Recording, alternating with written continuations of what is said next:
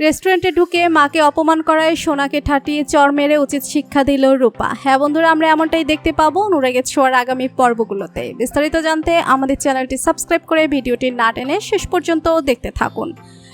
সাক্ষ্যদীপ দীপার দিকে তাকিয়ে প্রশ্ন করে, আপনি এখানে কি উদ্দেশ্য নিয়ে এসেছেন? বার্গার আর ডাম্পলিং নিয়ে কথা বলছেন দেখে মনে হচ্ছে আপনি শিক্ষিত। তবে মনে রাখবেন, আমার রেস্টুরেন্টে সর্বত্র সিসিটিভি ক্যামেরা লাগানো আছে। দীপা শান্তভাবে জবাব দেয়, আমি শুধুমাত্র বাঁচার জন্য এখানে এসেছি। এরপর সাক্ষ্যদীপ দীপাকে তার বিশেষ কোনো ব্যক্তির জন্য খাবারের পার্সেল বানানোর অনুরোধ করে। সেই সময় নন্দা এসে দীপাকে বলে, আমার জীবনেও এমন একজন আছে যাকে আমি আমার প্রাণের থেকেও বেশি ভালোবাসি। দীপা এবং বিবেক একসাথে সেই পার্সেলটি ডেলিভারি দিতে বেরিয়ে যায়। ওদিকে সূর্য, সোনা, চারু সেই একই রেস্টুরেন্টে খেতে আসে। খাওয়ার সময় সূর্য ভুল করে সোনাকে আবার সোনা বলে ডেকে ফেলে, আর এতে সোনার মুড নষ্ট হয়ে যায়। সে বাইরে সেলফি তোলার জন্য চলে যায়। সূর্যের মনে হয় যেন দীপা তার আশেপাশে আছে। হঠাৎ সে টেবিলের পাশে দীপাকে হাঁটতে দেখে, কিন্তু কিছু বলার সুযোগ হয় না। এদিকে চারু সূর্যকে জিজ্ঞেস করে, অলি কেন সোনা নাম শুনলে রেগে যায়? এই প্রশ্নে সূর্যের মনে তার অতীতের সব স্মৃতি ভেসে ওঠে। সে সংক্ষেপে উত্তর দেয়, আমি পরে বলবো। পরে সূর্য চারুকে তার নতুন বন্ধুর ব্যাপারে জিজ্ঞেস করলে চারু মুস্কি হেসে বলে, তোমার সাথে পরিচয় করতেই হবে। ওকে দেখলেই তুমি প্রেমে পড়ে যাবে। কেন জানো? ও একেবারেই তোমার পছন্দের মতো। যদি আমি ওর মতো হতাম, তুমি কবেই আমাকে বিয়ে করে ফেলতে।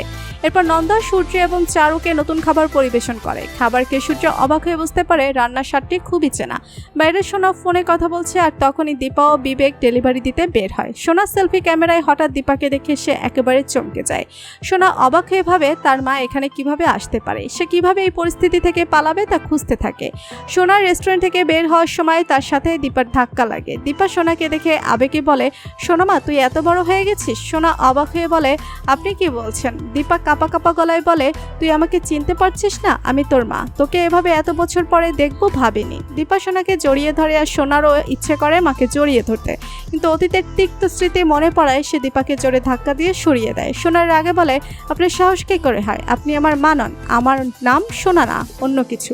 সেটা আপনার জানার প্রয়োজন নেই। সেই সময় রেস্টুরেন্টে এসে হাজির হয় রূপা। মাকে দেখে চিনতে পারে রূপা। সোনা তার মায়ের সঙ্গে খারাপ আচরণ করতে দেখে তেরে এসে সোনাকে ঠাটিয়ে চড় দিয়ে উচিত শিক্ষা দেয় রূপা।